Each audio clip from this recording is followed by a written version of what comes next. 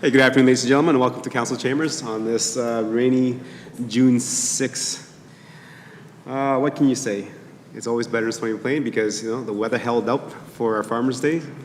It was the first Farmers' Day that we had in 2 years. The pancake breakfast was definitely fuller than I've ever seen. Apologies to all the residents and individuals that came down. We had to turn away because we ran out of pancakes and sausages. So I think that might have to go into the calculations for next year. So I think that's the first time in my 15 years on council that we've actually ran out of supplies. So it is kind of a good omen that, you know what, COVID is still with us, but we're leaving it in the rearview mirror and moving on forward as our community going forward. And as you can see, council is again wearing orange because the orange is the new blue or the new green or whatever color that new blue over there. I think a lot of things that we do as community, we tend to focus inward on what we need to do in our communities, but having a Edmonton region, the Edmonton Metro Region team, the Edmonton Oilers going into the Western Finals unifies and brings us together. I think it lets us know that we are actually more connected than we think, and everything that we do in our communities affects the communities around us. So the more that we think about that, the more that we work together, the better that our residents and our surrounding communities will get from our collaboration. Okay, with that, there's an adoption. Councillor Meyer. Yes, thank you. The Town Council adopt the June 6, 2022 Governance and Priorities Meeting agenda as presented. Thank you. Administration, anything to add? Your Worship, nothing to specifically add to the agenda at this time, but I do want to take a moment just to welcome our new General Manager of Planning and Infrastructure, Brett Newstead, to the Council Chambers. Council knows Brett from his time with the organization as our Manager of Engineering, and I believe the first official day was yesterday. So, Your Worship, again, just welcoming Mr. Newstead to the Chambers as the General Manager. Sounds good. Welcome, Mr. Newstead. Congratulations on becoming the General Manager of Planning Infrastructure. Would you like to share a little bit about yourself?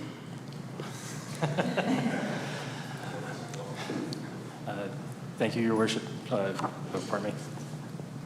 Thank you, Your Worship. I had to take some moment with the mic to make sure I'm doing this properly. Your Worship, thank you for the opportunity to introduce myself. As you might remember, I only started here 3 years ago, and I did a speech similar to this.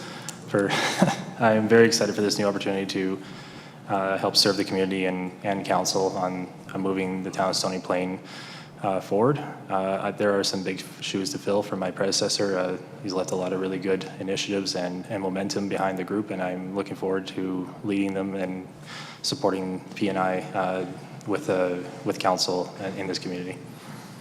Okay, thank you very much, and welcome to that. And definitely appreciate your time as the Manager of Engineering.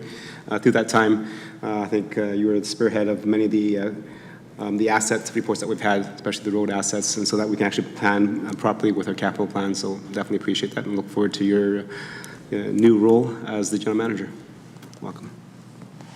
Okay, with that, adoption of the council agenda. Call the question. All in favor? And that's carried. Number 3 is a public input session. This is the time that we allow residents to talk about and address anything to council that is not on the current agenda. Administration, has anybody registered to speak? Your Worship, no one's registered. Okay. Moving on then, is anybody in council chambers like to speak to council on anything that's not on the agenda tonight? Okay, seeing none, we'll move on to presentations and delegations. And today we have 3 presentations with us. And the very first one is our youth advisory, so Change Health Youth Advisory. Please come on down. I believe there's a few seats for you at the front. And if you ladies can write your names down and then introduce yourselves to council and then go ahead with the presentation. I'll say that the mic's a little bit finicky, so if you can talk directly into the mics when you're speaking.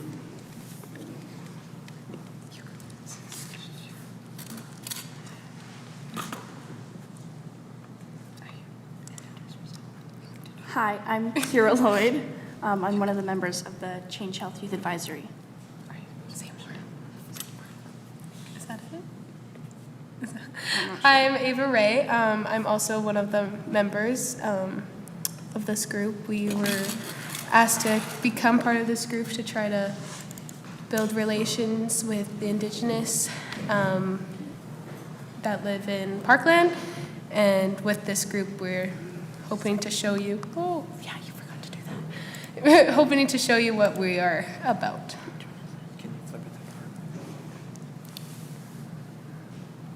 You said click that one, I think. All right. Taylor, go. Hello, I'm Taylor Brown. I am also a part of the Change Health Youth Advisory.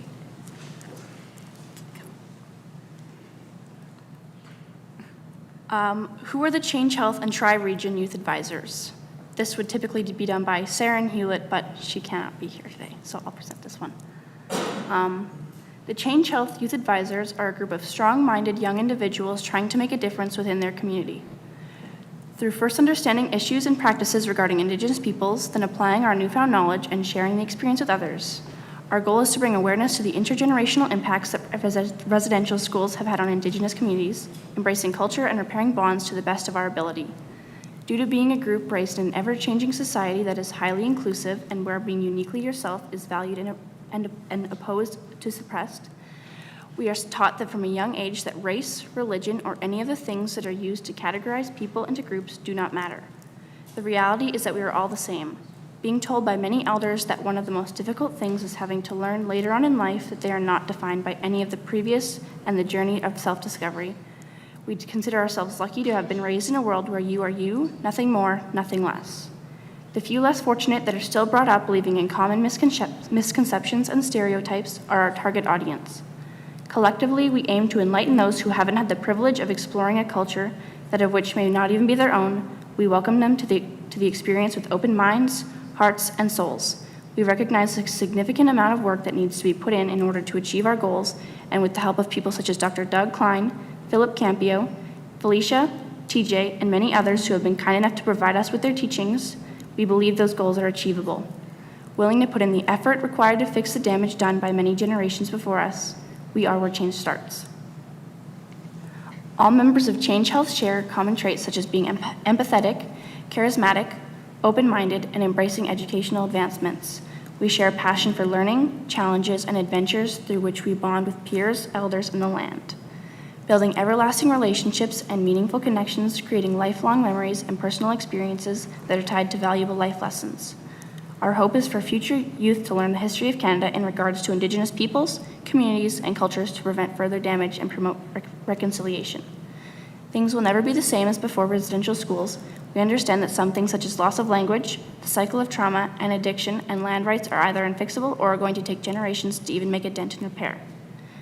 However, we hold out hope that with patience, recognition, and educating, we will slowly but surely help get everything back that we've been lost, stolen, assimilated, or altered. We recognize that we wouldn't be where we are right now if not for the generosity of all you and your belief in our potential, so we thank you. Your kindness, vulnerability, and honesty has opened so many doors for all of us. You've shown us that we are capable of so many great things and encouraged us to embrace our youth, seeing it as a benefit instead of a downfall. You've looked past the teenage stereotypes and opened your hearts to our beliefs, values, and feelings, as well as taking the time to teach us that the things we wouldn't otherwise have possibly known and opening us to a whole new world of possibilities. So thank you for being the ones to take a chance. It truly is an honor to be working with you.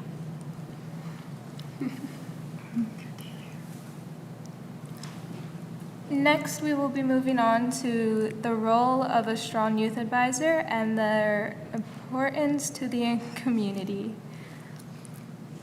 A role of a strong youth advisor explores more than just the simple ideologies, meaning we take ideas that we think will better our community, help our peers, look at new opportunities we could bring to school. I think it is important to have both youth and adults work together because then you're combining two aspects from two different viewpoints together. Additionally, our ideas can complement each other and can help develop more impactful ideas. A youth advisor doesn't just look at their impact on their peers, but considers if their impact will continue past those peers. The importance of a youth advisor is to ensure that these diverse ideas for our community are able to be put into action, but also that these diverse ideas have a long-lasting impact in our community. Along with that, having Youth engaged in conversations with important adults of our community will help bring aspects that teenagers see and adults maybe aren't able to see. For example, maybe there's alternative solutions to helping with emotional comfort for students. Seeking those alternative solutions to comfort through a student's perspective versus through a teacher's or an adult's perspective. Another example is, how do we help engage all students of all cultures together? All right. So now we are going on to what we've learned about Indigenous and non-Indigenous people through this experience. So, oh no. Throughout this experience, our knowledge of the Indigenous culture has grown. We as citizens of our community are able to see the relations and differences between Indigenous and non-Indigenous people. Indigenous people teach their ways of life and share their history through oral teachings, whereas non-Indigenous people tend to write things down to pass on their knowledge. During our time with some of the elders that we got to work with, we were able to listen to the stories that they had for us. Hearing these stories, our opinions of history have been expanded. Indigenous people have gone through terrible things and still continue to go through them. Through this group, we are building back relationships that were broken in the past. I have enjoyed my time with this group. I have found that there are many differences in our ways of life. The Indigenous believe that everything is connected and everything plays an important role in life. The plants, animals, the sun, the moon, humans are all treated equally. Learning this, my view of the world has changed. I have learned that everything can benefit you if you treat it with respect. We have also learned that the Indigenous people follow their traditional ways of life. I find this inspiring, as in the non-Indigenous way of life, we tend to have less traditional ways. However, we can learn to return back to some traditional ways. In conclusion, throughout this experience, we have learned many things, but we can also learn from different cultures. What it means to be a treaty person.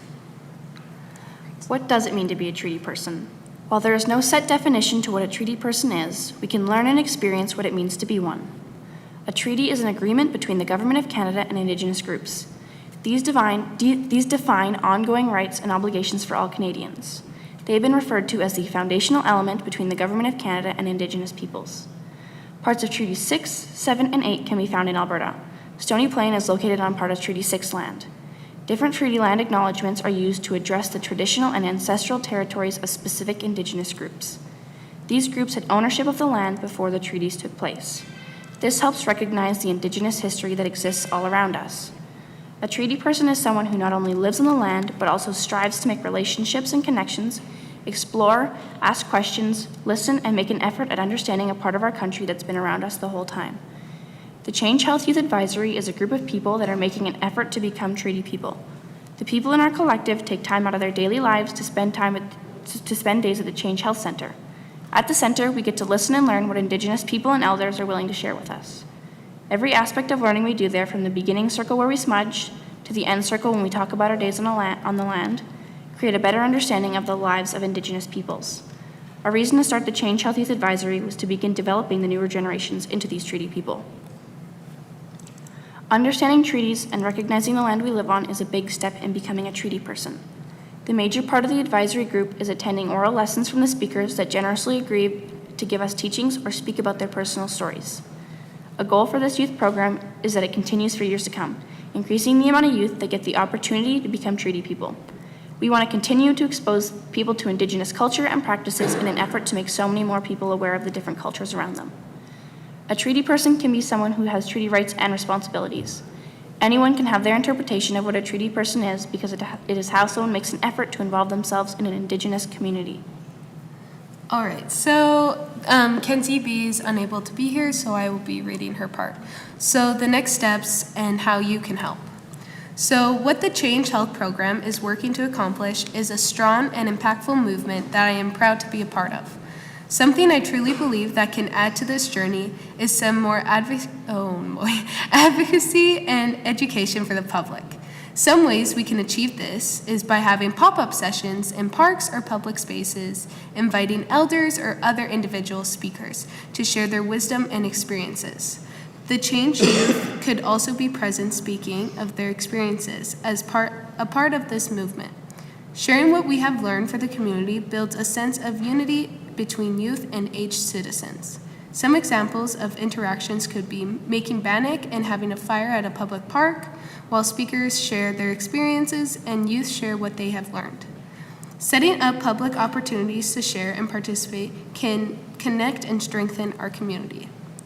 Another thing that provides learning and experiences is active learning. For example, I would love to have experienced a powwow or traditional dance ceremonies. More showcase or learning activities in the arts would be enjoyable and interesting to many youth slash individuals. Perhaps bead art or painting activities held at the public libraries or community centers. A weekend retreat slash day camps with workshops and various aspects of Indigenous culture, such as teepee building, cooking, tradition, history, learning from stories, ceremonies, beliefs, etc. I really enjoyed being at the Change Center as it was close to Mother Earth and opened up a new sense of spirituality within me. I would like to work with Parkland and Change Center to hopefully spark something in other youth and give them a wonderful sense of community. So that brings our presentation to a close. We would just like to thank you all, and this is kind of an opportunity if anybody has questions. Thank you very much, and great presentation, and thank you for sharing with us what you ladies have been working on and trying to affect change and do that in a meaningful way. Members of council, any questions for clarity and understanding? Councillor Meyer? Just very quickly, are you guys aware of the Mother Earth Healing Garden in behind the Forest Green School? It's been brought up on between, I believe, two members when we were in a TP teaching, but it was kind of brief, so not really. Terrific. Well, I hope you guys have more. I know Philip Campio is involved in that, so I'm sure he'll be able to utilize that in some more teachings with you guys. Councillor Anderson? Thank you, Mr. Mayor. I don't have questions for you, but I want to commend you on the journey that you're on. And as you were speaking, one of the things that came to my mind was a quote that I used to have on my wall for a number of years. And it said, "Be the change that you want to see in your world." And that was a quote from Gandhi, a peaceful leader in India, or a proponent of peace in India. And that's what you're doing. You are being the change in our community and in our region. And I think there's so much power in that. When we talk about truth and reconciliation, the piece that sometimes gets missed is the education piece.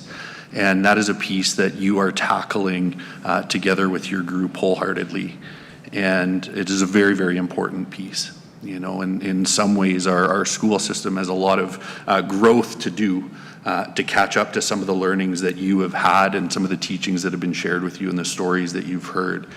And so to be able to take those stories and share those with your peers and share that with your sphere of influence has a lot of power. And so I think that's a fantastic thing that you're doing. This month is National Indigenous History Month, and so I think this is very, very well timed to have you here. The other piece that I thought of as you were speaking is lyrics to a song actually that says, if not now, then when? If not me, then who?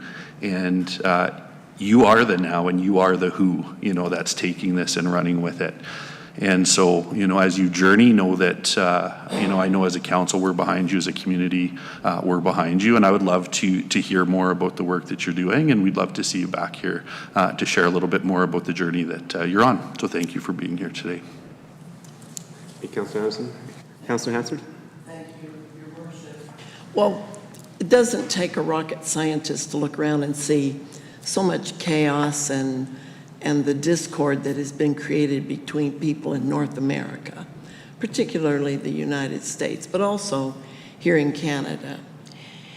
And I think any time that people from different backgrounds and cultures make an effort to get together and understand each other, we take huge steps toward finding a peaceful place where we can not only coexist, but where we can support each other and grow. And part of that growing needs to be growing toward each other, not apart, because there's been a lot of growing apart, especially in the last 2 years with so much isolation and that type of thing. So I find it interesting you're on this journey, which is probably at a time when it's really needed. So whatever stumbling blocks you may run into, don't give up, don't take it lightly, because every little step means something to somebody, and it can make the difference in their entire lives. And it really does change the world. Thank you, Councilor Hansard. Any other comments, questions? Councilor Lower, go ahead. Thank you, Your Worship, and thank you very much for your presentation this evening. I've got a bit of a challenging question for you. Many of the opportunities that you mentioned in your presentation are fantastic opportunities. They're great ideas, and they are events that have already been undertaken in some way, shape, or form. What I've found in attending many of those events is that the attendance of the general public is actually quite low. And while it is fantastic whether you have 1 or 100 people there to share that experience and gain that knowledge and that perspective, I'm wondering if you, as a group, have any ideas as to how we can increase and encourage more public participation in these events to try and share those stories with a broader audience and try and ensure that the work that is being done is being spread throughout the entire community instead of a small segment. I guess I can start. From what I know, when I went to sign up for this program, I asked a few of my friends if they would join it with me. Every single one of them said no, except for one.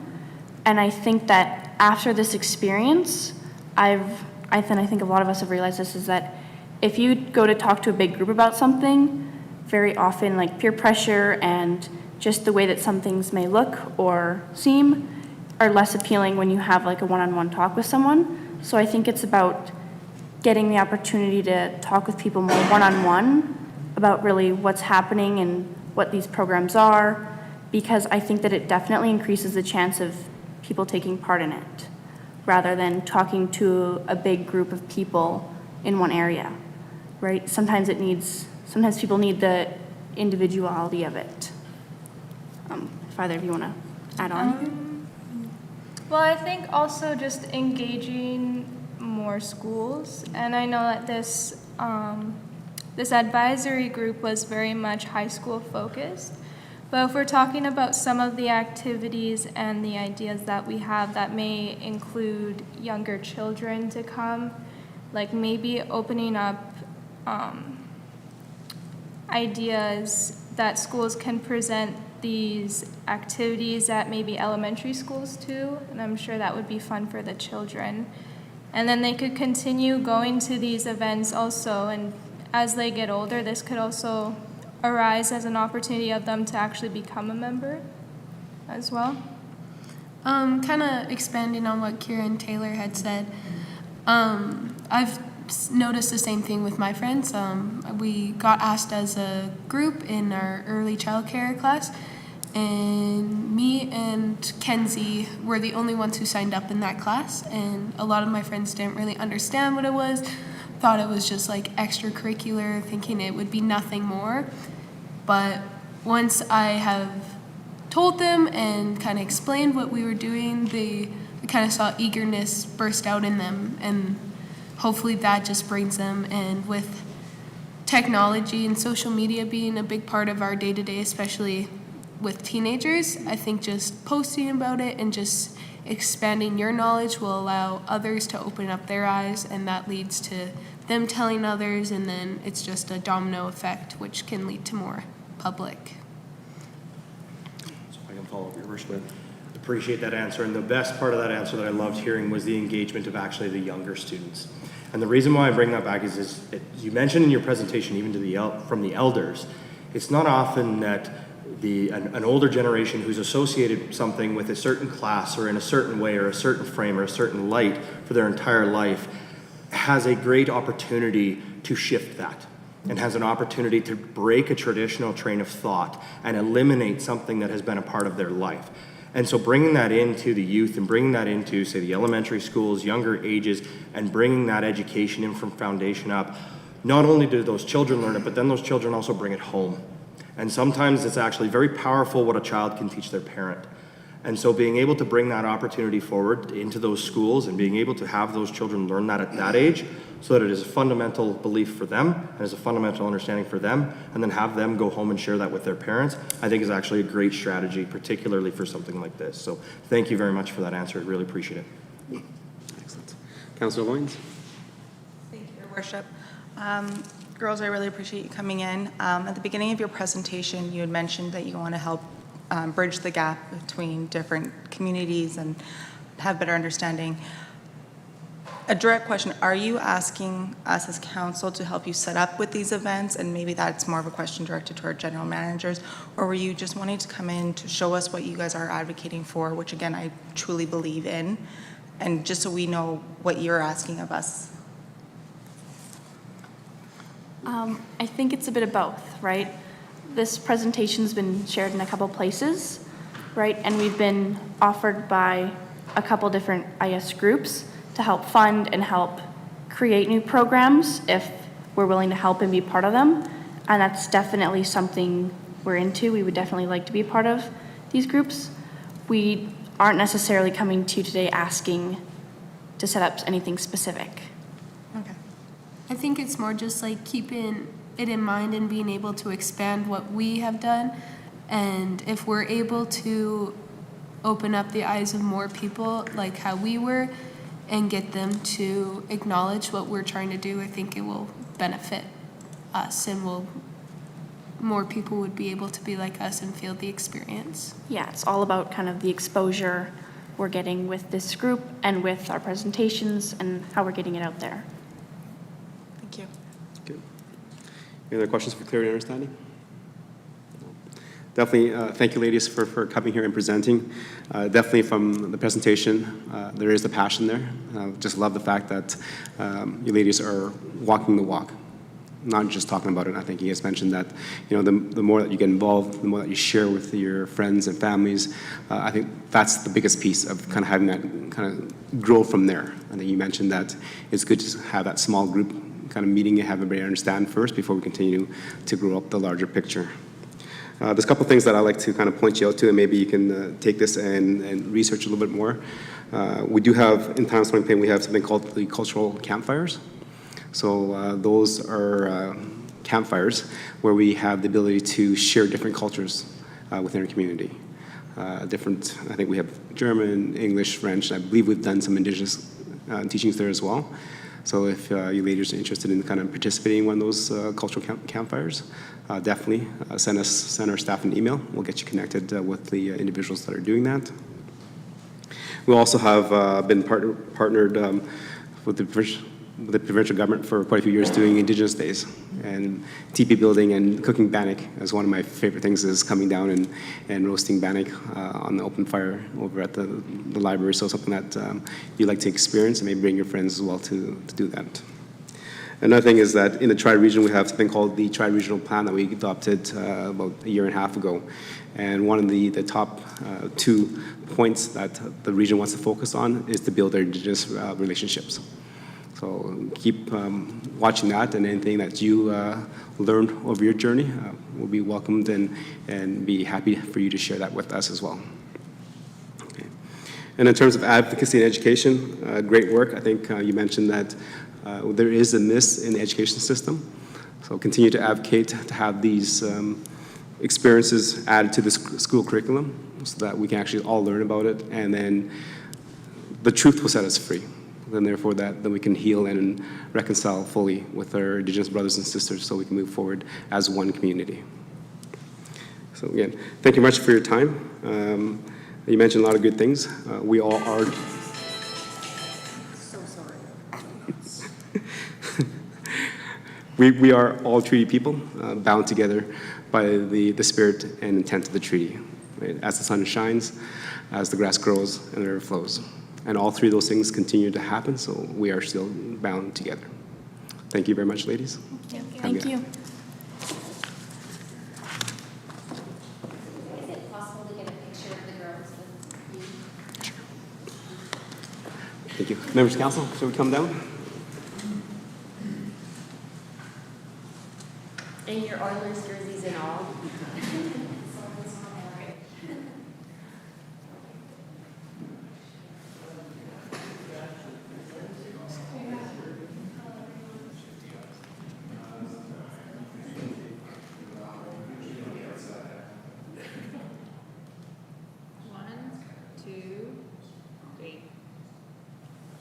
Perfect.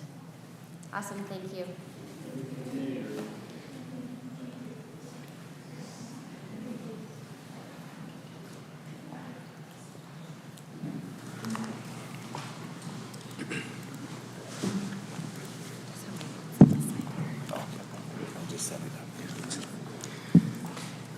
Well, what a great presentation from the youth of our community. It's great to see that there is passion and that the youth will be taking care of our communities in the future. Moving on to our agenda is 4.2 is the North Saskatchewan Watershed Alliance. Welcome. Thank you so much for having me, Mayor Choi and all of the Council of Stony Plain. So my name is Kelsey Norton. I am a brand new Watershed Planning Coordinator for the North Saskatchewan Watershed Alliance. So I'm here just to kind of give an overview and whatnot of our organization and one of our Sub-Watershed alliances. So this will dovetail nicely into a land acknowledgement. So in the spirit of respect and reciprocity, we acknowledge that the lands within the North Saskatchewan River watershed are situated on Treaty 6 and 8, the traditional territories and gathering place of diverse First Nations, Métis, and Inuit peoples. We recognize the contributions of Indigenous peoples who have cared for this land since time immemorial and whose rich histories, cultures, languages, and presence continue to enrich these sacred lands we all steward as treaty people. So again, yeah, thank you for having me. Just a big presentation overview. So who we are as the NSWA, the Sturgeon River Watershed Alliance, what we do, obviously, so kind of our watershed management plan. We have a riparian and a new wetland strategy that I'd like to cover, and obviously the value of a partnership as well. So I'll be saying this word a lot, so I'll definitely cover the definition for you. So the meaning of a watershed, or sometimes known as a basin, so it kind of takes that holistic approach to the landscape. So water flows to a kind of a common point, be it either a wetland, a creek, or a river, and a lot of lakes that you guys are kind of on the doorstep to as well. So watershed planning focuses kind of on the land and the water bodies and how kind of all the uses, which can go from industry to agriculture, kind of obviously urban and municipal kind of different things that affect the water bodies that, you know, we all care about. So ultimately, so what we do on the land will affect the water quality and quantity. So the North Saskatchewan River watershed is quite large, so 57,000 square kilometers. Starts at the Saskatchewan Glacier up in Banff National Park, so in the Rocky Mountains there. So it kind of winds and bends throughout Alberta, east through Alberta, where it eventually meets the South Saskatchewan River near Prince Albert. So how we manage the water is very critical. So beginning at kind of Headwaters all the way down to obviously the big Edmonton metropolitan region and all the way forward. So a lot of people depend on it as a the river as a drinking source. So on that note, big watersheds drain into other little sub-watersheds. So their big one that you guys I'm sure are aware of is the Sturgeon River sub-watershed, which is a large contributor to water volume in the NSR. There's almost 1 million people that live kind of east, or west of Stony Plain and within kind of the Edmonton area. So the town is kind of, you know, that one kind of gateway before, you know, a lot of the lakes and rivers west of Edmonton. And with COVID, a lot of people are trying to, you know, get out to this lovely area as well. So who is the NSWA? We are a key partner in the Water for Life strategy, so that's a Government of Alberta kind of goal there. So the three main items are safe, secure drinking water, healthy aquatic ecosystems, reliable water supplies for a sustainable economy. And we aren't the only Watershed Planning and Advisory Committee. There's actually 11 throughout Alberta. We're definitely one of the most active ones for sure, but we collaborate with government and also watershed stewardship groups, which, so example, there's like Jackfish Lake, there's Waberman Watershed Management Council, there's LILSA, which is like Lake Isle and Lac St. Anne, that kind of do conservation, and they look at kind of best management practices around lakes as well. So some of our key responsibilities, convener and collaborator is a huge one. So maintain forums, create opportunities to share perspectives, exchange information, stories, which is a huge one. Planning and policy, which is a new thing for me. So as knowledge builders, WPACs provide input on insight on watershed management issues through participation and planning activities with stakeholders. We also lend our experience and our expertise towards regional and municipal planning initiatives. Additionally, WPACs can provide regional multi-stakeholder perspectives, federally, provincially, and municipally. Big one too is monitoring and reporting. So this is a good way to fill knowledge gaps. We undertake a variety of kind of data collection on either water quality, quantity, biodiversity as well. So this information is really key to watershed reports, which in return create kind of that big land-based management plans and support a lot of our WPAC partners as well. Education outreach, so creating different opportunities for the public and other different levels of government to increase awareness on watershed management issues and ensuring that the public is aware of a lot of this, as they are a lot of good stewards out there of our precious water resources. Sorry.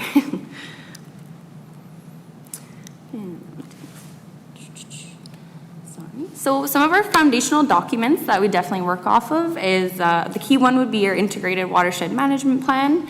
And we also have the state of the watershed report, which is definitely getting outdated. And we are actually in the process of updating that. So we're looking forward to that as well.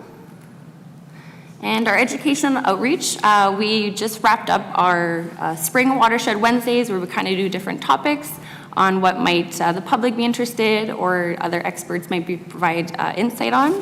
We're looking to start that up again in the fall. We also have a newsletter that comes out every month. It's called In Stream, where you can stay up to date on watershed issues throughout the North Saskatchewan. And we also have a Living in the Shed book that I provided. I think some of you either have it on the desk or will eventually. And if you don't already, obviously follow us on social media as well. So Instagram, Facebook, all that fun stuff. And so, yeah, this is kind of a breakdown of the watershed. So there's, I think it's 12 sub-watersheds off the top of my head, sorry, within our area. So the big one being the Sturgeon River sub-watershed. We also have the Headwaters Alliance, which is in the green there, and then the red, which is the Vermilion River Watershed Alliance. So I'm going to focus today on the Sturgeon River Watershed Alliance, which is right in area here. So here's kind of a good base map. So the main land use being 70% agriculture, 20% natural, and then water, and then urban both being at 5%. And the whole river is actually 260 kilometers in length, and there's lakes that are kind of scattered throughout it, so it's quite a diverse landscape for sure. So a big portion of what I would like to showcase is the state of report. Clean in 2012, the ecological health was assessed as fair, which obviously isn't the best for an indicator value, but this is kind of the first step in kind of creating that watershed planning framework. So that was completed in 2012 there. So it summarizes the information that we know about the watershed. So a lot of common challenges throughout. So rapid urban development, which I know is a big one, agriculture intensification, loss of natural areas, high nutrient inputs into lakes and creeks and stuff that causes poor water quality. I'm sure you guys know blue-green algae and the blooms that it creates, and an issue around invasive species as well. So this group, the Sturgeon River Watershed Alliance, was formed just recently after, I believe it was in 2014. So they created a technical advisory committee and a steering committee, which I believe Councillor Mayer is on. Yes, I was like off the top of my head. And I will actually be the new facilitator of that eventually. So looking forward to working with you closer. So yeah, these are some of the partners that come into some of our meetings. So kind of what you said, if something happens in one community, it affects the, another. So if someone, let's go, drains a wetland, it might impact downstream or so on and so forth. So it's really nice to have so many different insights and partners within an alliance, because a lot of it is shared issues that, it's better to be accomplished together. So working collaboratively, it doesn't follow municipal boundaries. So this alliance is a great example of that. So the technical study that was done within the partnership secured over $500,000 in grants. So looking at water quality, quantity, aquatic health assessments, riparian assessments, and there's currently being 12 sites assessed along the Sturgeon River. So it's good to have up-to-date information, and that way you can kind of see a trend analysis. And yeah, all the reports are available on our website. So I definitely insist that you check it out when you have a free moment.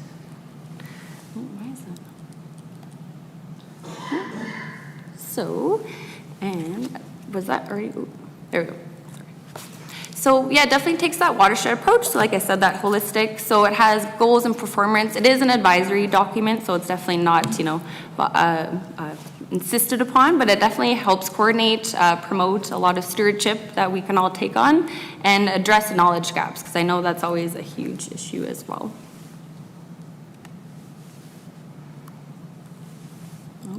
There we go. So there's 6 outcomes, 12 goals, and 29 strategies that we're fixated on. So there was a broader workshop that was held in May 2019. Council members attended and stuff. So there's some more opportunities that are coming up to kind of host like online stuff to kind of share that knowledge. There's actions, short-term, long-term, a lot of policy alignment, which I'm also new to, but I kind of look forward to a bright future and being able to look at some of that opportunity. Sorry, I think my slides are a little mixed up here. So a lot of the priorities that were also highlighted within the NSWA to kind of move forward, we have a riparian and wetland conservation and restoration strategy, water quality monitoring along the Sturgeon River, kind of that, watershed planning alignment. We're really going to, fixate more on the communications now that we have an opportunity to hold on in-person stuff. And we also have a lake action plan. I'm hoping to get new funding to do a restoration site, kind of build upon communications, because a lot of people that live at lakes or have recreational properties at lakes are finding a lot of common issues on what might be wrong. So again, like invasive species, blue-green algae blooms, so they are an issue, but being able to communicate accurate knowledge and like scientifically proven information is really foundational. So in our watershed kind of direction, we've completed the action 1 and then 3 of this for the maintaining and restoring riparian areas. So we're actually looking at developing a setback guideline that'll be kind of an online tool. So another thing that we're able to support councils and different municipalities and kind of their development process as well. So within kind of this, we had a watershed riparian conservation and restoration strategy approved by the Headwaters and Sturgeon Alliance. And we actually just won an Emerald Award for our riparian web portal tool. So yeah, you can access data from across the watershed, and actually some of the other WPACs adopted this on kind of assessing.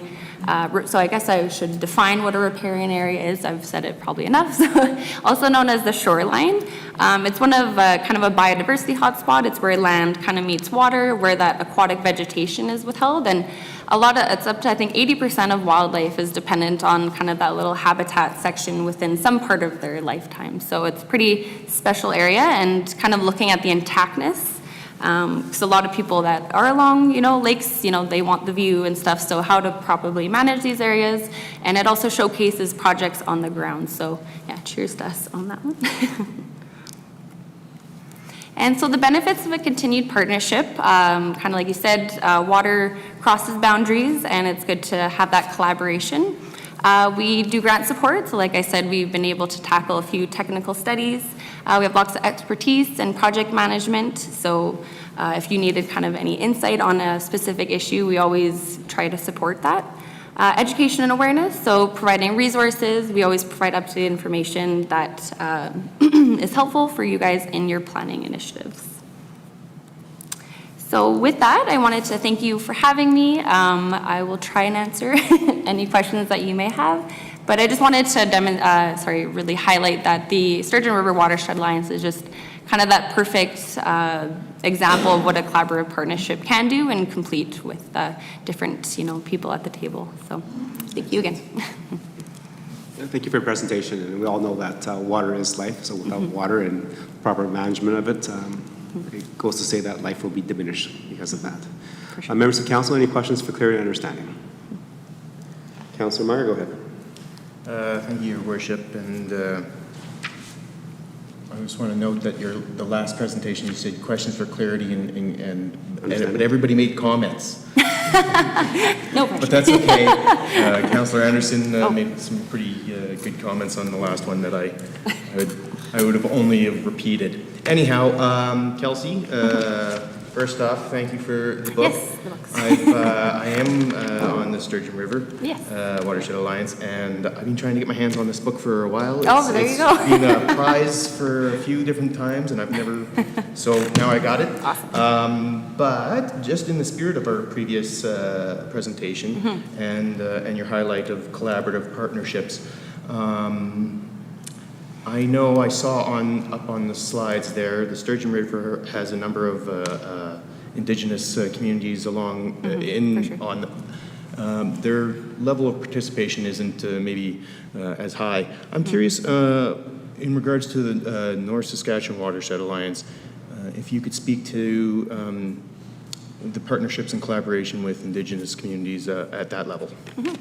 So it's been interesting. I know with the Sturgeon River Watershed Alliance, we had one lady who was the chair. She was involved kind of in the Métis community, and she was able to bring in the Métis Nation of Alberta, and then she moved on, and then it kind of went down with the involvement. And then recently, the other new Watershed Planning coordinator, she has a lot of collaboration and kind of working with First Nations background. So she's been kind of handed the task of kind of really starting to kind of spark that relationship and build trust with a lot of the First Nations. I know there's a new group called the Waberman Science and Culture Initiative. They're doing some monitoring around Lac St. Anne there, so we're trying to kind of say like, hey, what are you guys up to? Like, let's go out on a field day. So there's, I think, building those relationships and just engaging, because it's kind of going up and down. So I think it's been hard to maintain them, but I think it's a capacity issue, because I'm sure they've been pulled in many directions. So being able to make, kind of that concrete relationship has yet to kind of come. But I know we're going to be creating a map, and then been going to reach out and do actual presentations to their councils is kind of one of our next steps. Terrific. That's great to hear, and I would fully encourage to continue. I mean, going back to the previous, you can see how the youth today, and it does ebb and flow in terms of, but it's an important partnership, and it will continue to require effort to make sure it.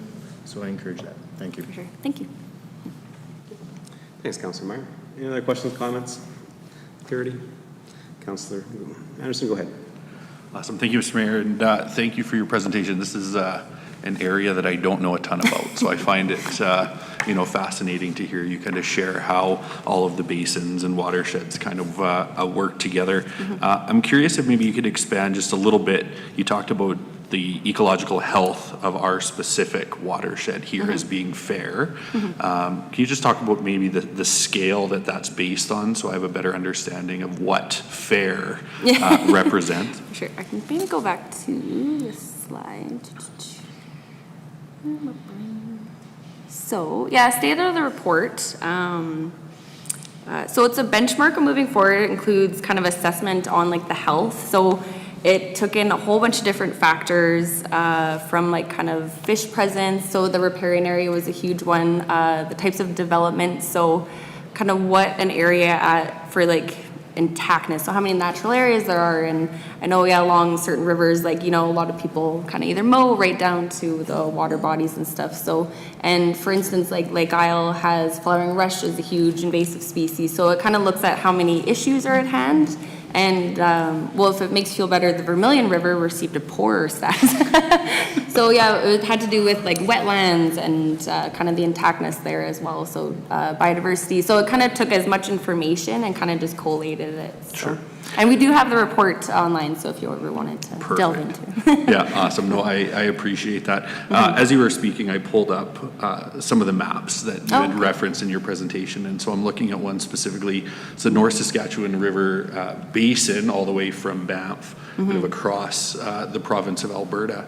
Not going to go political at all, but something that has been a big topic in our province the last few years has been coal mining in the Rockies. And so with the understanding that we're already receiving an overall grade of fair, you know, what impact, you know, could we expect to see if that mining goes ahead? So the Athabasca Watershed Council, I know that has been something that they're starting to kind of move forward on. So a big issue is, being able to balance, right? You know, we do need development, but we do need to be sustainable with our environment. So being able to get the right people to the table to make sure that discussion ends up being, you know, productive rather than a lot of pointing fingers. The Headwaters actually was in good condition. So being able to make sure that monitoring is a huge implication on whether, you know, things start to go sideways. But, you know, big thing is climate change and, you know, kind of facing the long-term issues and whatnot. So being able to, we do have like TransAlta, for instance. So the mine that's around Waberman Lake there, they sit on kind of an implementation steering committee. So yeah, I think bringing all the people to the table to have that proper discussion is very valuable. For sure. And yeah, can't always say no to development, because like for instance, if you do it properly, then it doesn't have a big impact on, you know, a water body or, you know, a natural area. So yeah, for sure. No, and I think that's the important piece is having the right people at the table at the right time, whether that's government or industry or, you know, organizations such as yourself. So appreciate the work that you're doing and your time for being here today. No, thank you so much. Thank you. Councillor Loynes. Thank you, Your Worship. Just to sort of piggyback on my fellow councillor, when you're talking about like TransAlta sitting at the table in some capacity, is somebody like CN sitting on the table at that table as well, being that we know obviously the tracks run by a lot of our lakes and the river and things like that? So the Waberman Watershed Management Council was, I know I've been trying to catch up on a lot of the history of them, but yeah, so since the derailment, I believe that group was still kind of looking at stewardship and, you know, the health of the lake. But when that happened, a representative from Alberta Environment Parks was, I think, it was made mandatory that they sit on kind of that advisory. So, but no, they don't sit on the table from what I'm aware of, but I think that would be kind of supportive for sure. So always, I think, sometimes reach out to people, but yeah, that depends on if they have the capacity or it's in kind of their goals and kind of their moving forward initiatives. So it's a good idea though. I'll leave it at that, okay. Yeah. Thank you. Any other questions, clarity, understanding, comments? Okay, see none. Thank you for the presentation. It's actually very informative. I do have a question regarding, this is the North Saskatchewan water lines. Yes. Is there a north, like a southern Saskatchewan water lines? There's the Old Man Council. There's the Bow River Council. So yeah, there's 11 throughout Alberta. There's Milk River as well. So each kind of major basin has one. Okay. There's Peace River, Battle River, yeah. And in terms of, like you said, each basin has their own kind of council or alliance, you know, and this one starts away from the west coast and goes all the way down to the east coast. So in terms of collaboration and understanding how best to utilize and kind of maintain and preserve our rivers and waters, because they always comes from top down. Yes. So is there any collaboration, is there a national alliance that where we look at it and says, you know what we do in Alberta, I think Councillor Anderson mentioned that in terms of the mining and stuff, will affect downriver. Yes. So what's happening in the mountains and in BC and even northern Canada, the water comes down through us. So that affects our quality level, which is now fair. So like, is there a national organization that looks at all that and says, we got to work together, because what we do here might affect a little bit and a little bit downstream, but if we're still receiving water that is subpar, that's the issue. Yeah.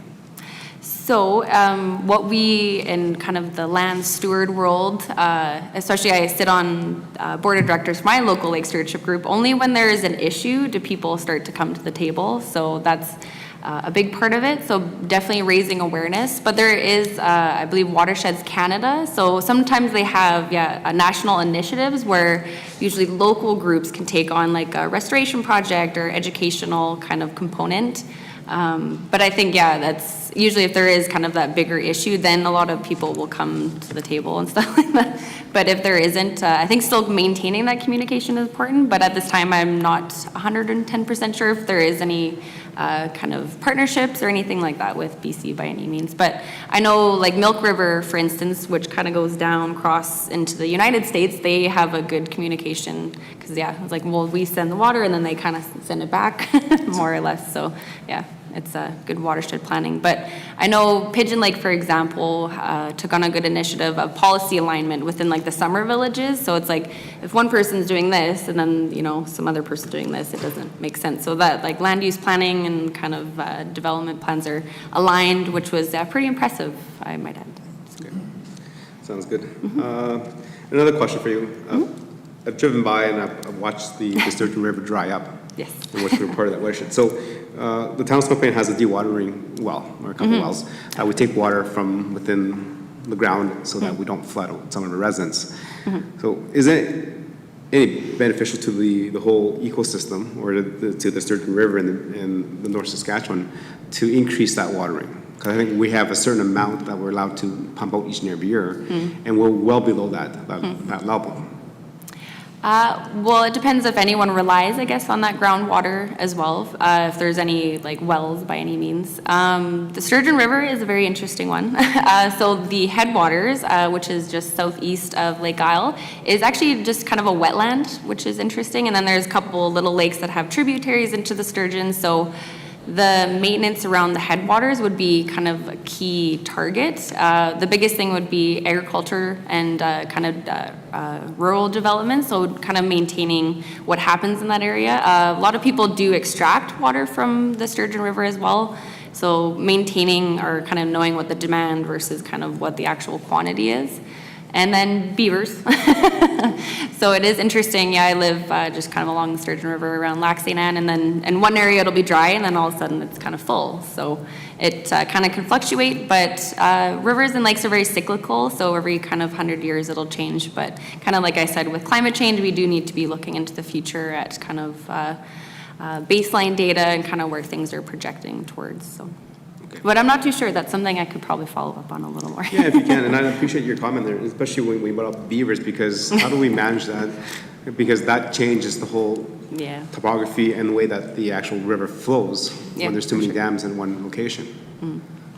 Well, I know, for instance, like St. Albert, they have kind of some of their process being like, unless it is causing like a flooding issue or, damage to someone's property, then they can intervene. But if it's just doing its natural ecological process of being an engineer, then it kind of is what it is there.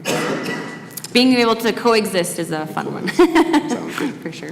Right, thank you. That's all the questions I had. But awesome. I don't see my hands, but thank you much for being here and presenting. I think we're all interconnected because we rely on water so much. Yes. And you always worry about what someone else is putting in upstream versus downstream, so we want to make sure that the water is as safe and clean as possible coming down to us. For sure. So thank you for that work. No, thank you, Mayor and Council of Stony Plain.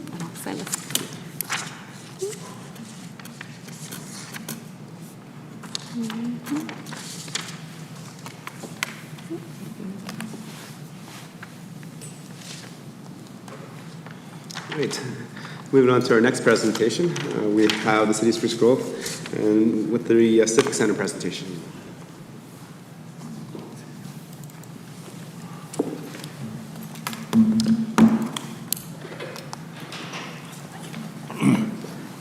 Good morning, gentlemen, or good afternoon, or good evening, wherever you are right now, I guess. And please introduce yourselves before you speak, and then for members of council and the ones that are following along through our social media can listen. Good evening, Your Worship. Thank you for having us here tonight. So I'm Dean Skrupnik. I'm the city manager for the city of Spruce Grove, and I'll have my colleagues introduce themselves as well. And we're here tonight to present on our Civic Center update. Good evening, Mr. Mayor, members of council. My name is Paul Fazer, and I'm the director of the Civic Center project for the city of Spruce Grove. Thank you, and I'm David Wolanski. I'm the general manager of community and protective services with the city.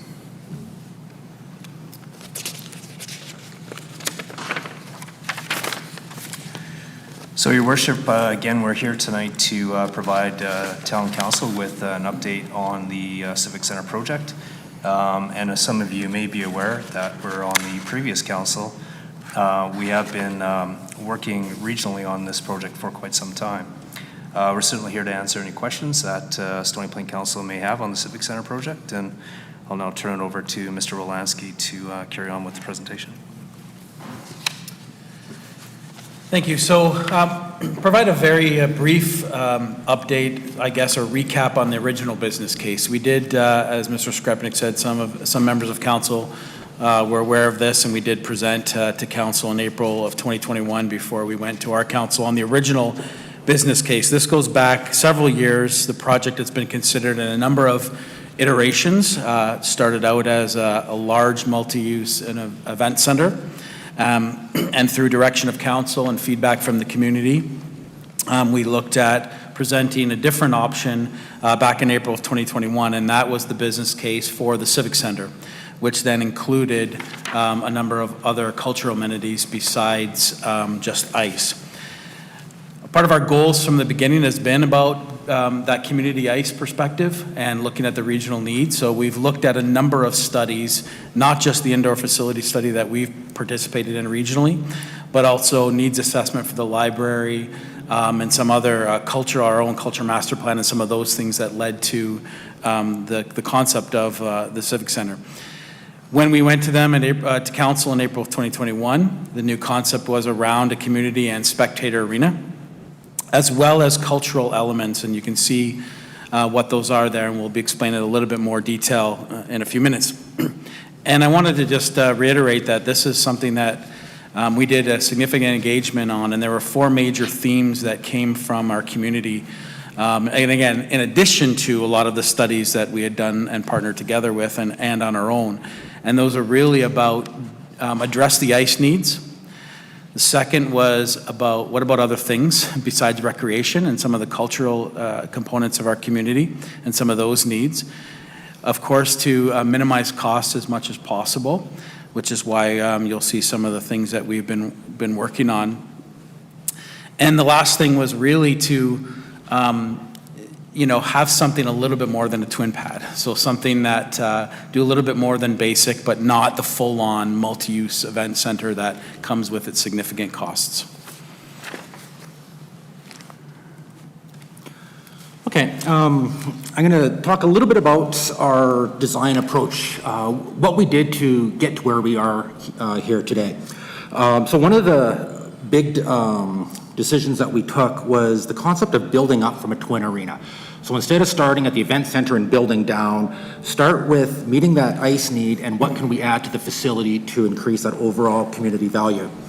What came out of that was a purpose-built spectator arena that could also function for some community events. The events, though, would not be a significant driver.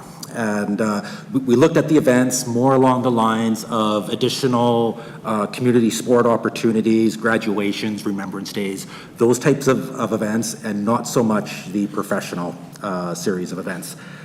As David mentioned, we focused on cost, but also functionality as key drivers in making decisions, with the aesthetics being kind of the last part that we would look at. And the final kind of key that we took on our design approach was the concept of amenities that had zero or very limited community benefit would be paid for by the benefiting stakeholder. So since that first report was presented in April 2021, we had to make a number of key changes to the project to help keep the project aligned with the available budgets. The first one we did was we had to reduce the seating from about 1,700 to 1,400 seats, and that was essentially just removing the top row of seating in the facility. We also looked at a number of different building systems instead of just a pre-engineered. We reviewed concrete and a bunch of other options and came back with pre-engineered was the most cost-effective way to build the space. We did have to reduce the community spaces slightly from 21,000 to 25,000 square feet. In the Black Box Theater, we were able to set a seating capacity of 150 for a traditional theater style of performance, but we actually also increased the size of the Black Box to increase its multi-use capabilities. So now that amenity will actually support all the other uses in the Civic Center. In the April report, we identified some multi-purpose rooms, but again, we were able to remove those from the facility program because of that increase in the Black Box Theater. And the last big change since April was the rise in cost, and our current cost estimate is in the neighborhood between $65 and $72 million. So when we talk about the benefits of the program or the facility, this is where we look at the options of a family coming to either a hockey game or a hockey practice going on in the arena. Siblings would have the ability to go to a program in the library or just hang out in the library and read or go on the computers. So the notion was really about how can we turn this into a community facility and a community gathering hub.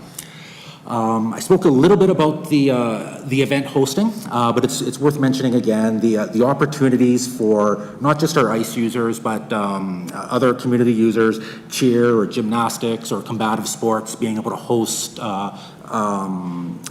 high-end events in a facility like the Civic Center. We will have a satellite library location within the Civic Center, and that the program there will be very similar to what's in the existing library.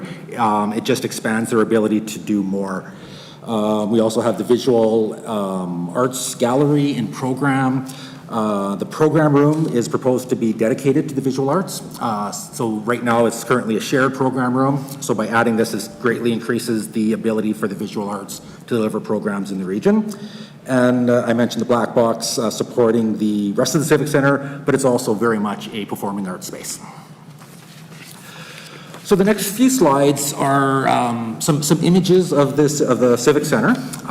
It's important to note that this is just conceptual, colors and finishes. None of that has been set. This is just to give the audience a feel for the building, of the massing, and how the facility could look and feel.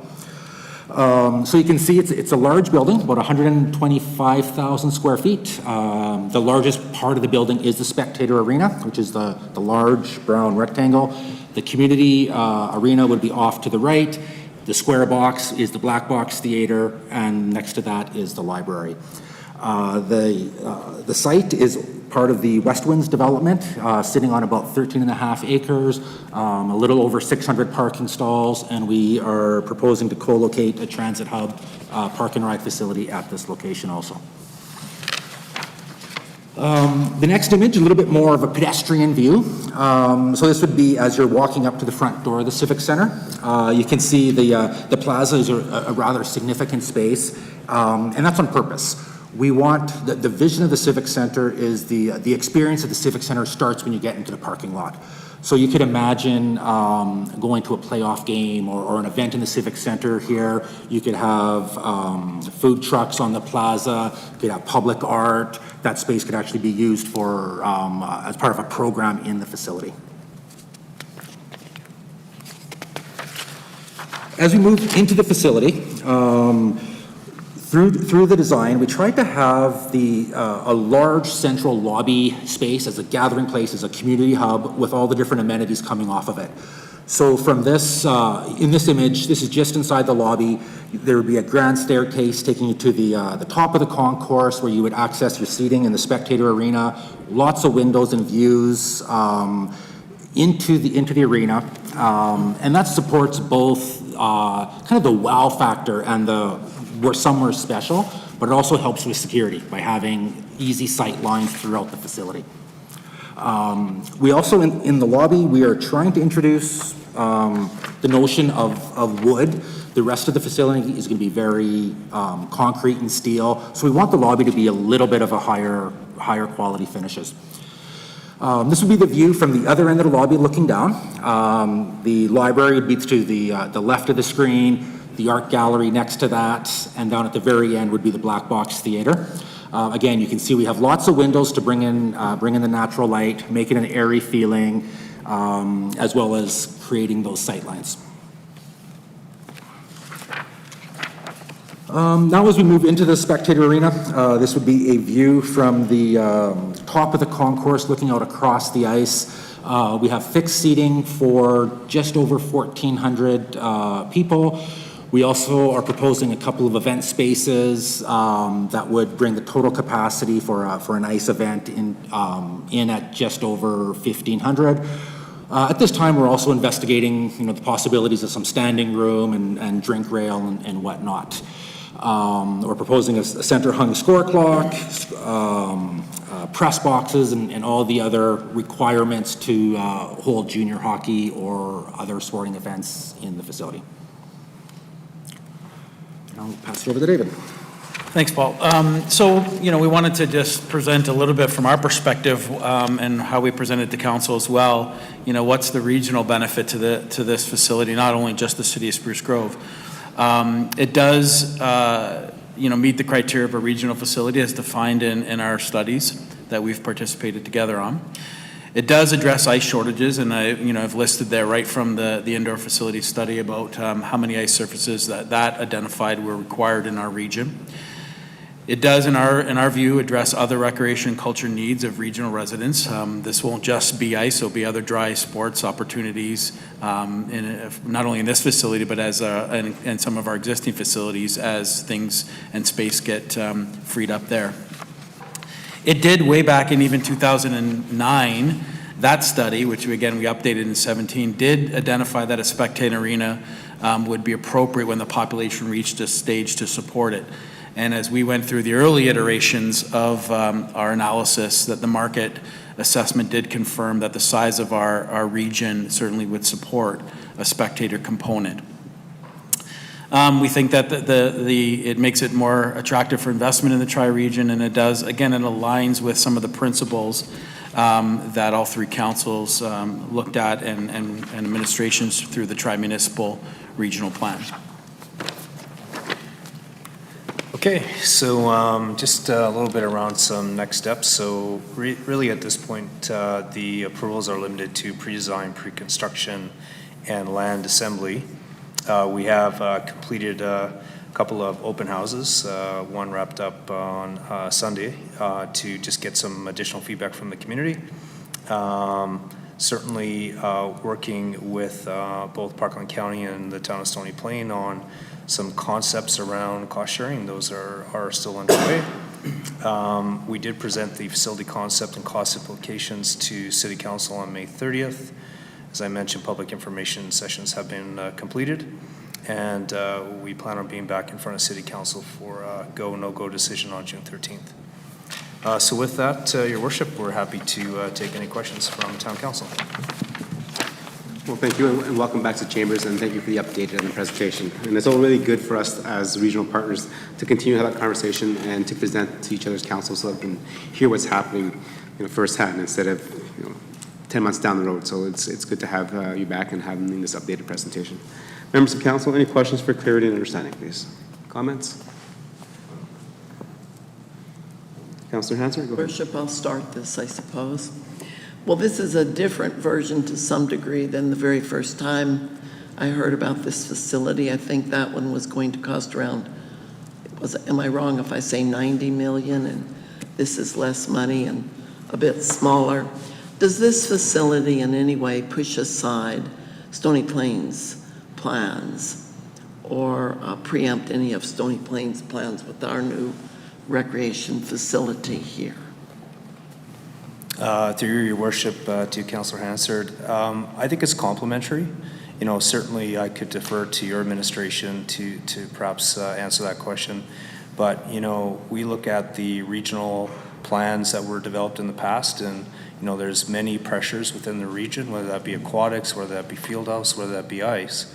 So, we certainly look at this as a complementary regional investment, but certainly would defer to your administration perhaps to answer that.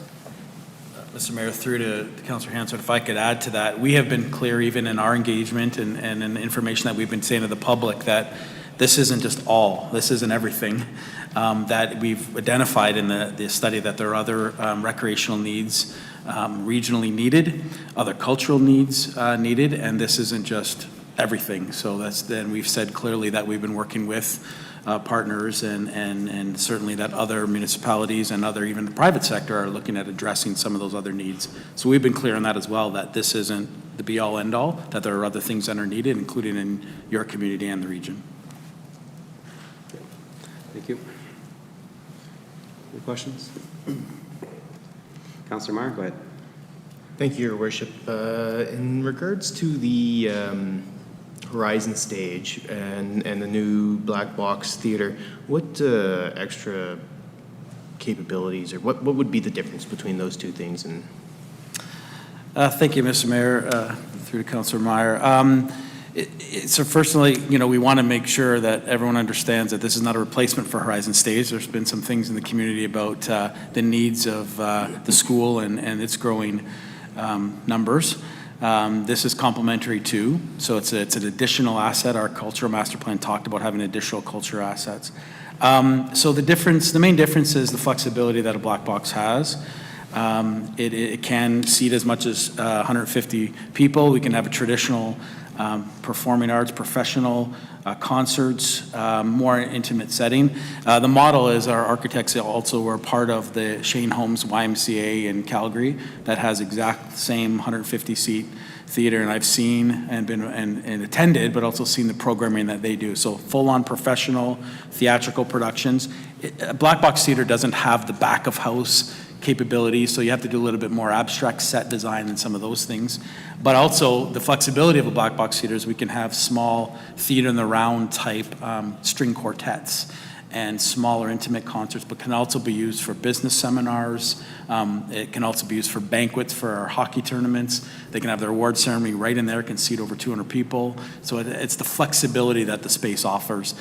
We are hoping to incorporate technology that would enable us to maybe do additional things around that technology enables us to do these days that may be complementary to Horizon Stage. In other words, a performance that's happening there could also be live broadcast at the other facility, maybe at a different price point, but it still gives people that theatrical experience. So we're looking at some of those things. So it's complementary for sure, but also gives us the ability to do different things that we can't do now in a larger facility.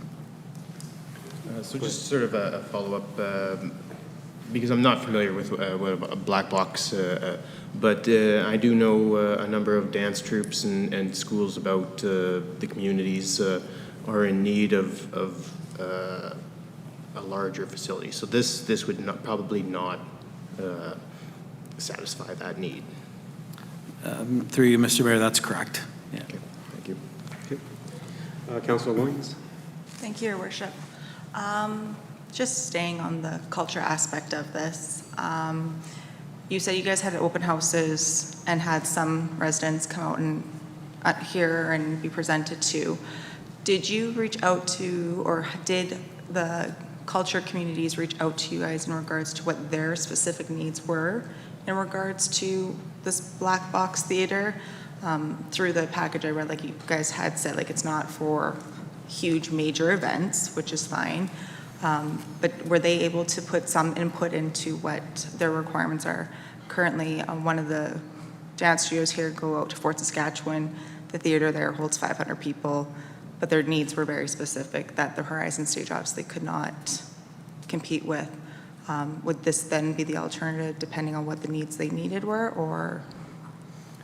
Through you, Mr. Mayor, yeah, I mean, we're not going to be able to do those. We won't be able to compete with the 500 seat.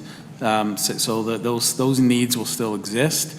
Okay. This is more about being those intimate kind of things. When we did consult with some of our user groups, and Stage Lighters is a great example. We have a great partnership with them and does all of our volunteering and even some of our producing and programming at Horizon Stage.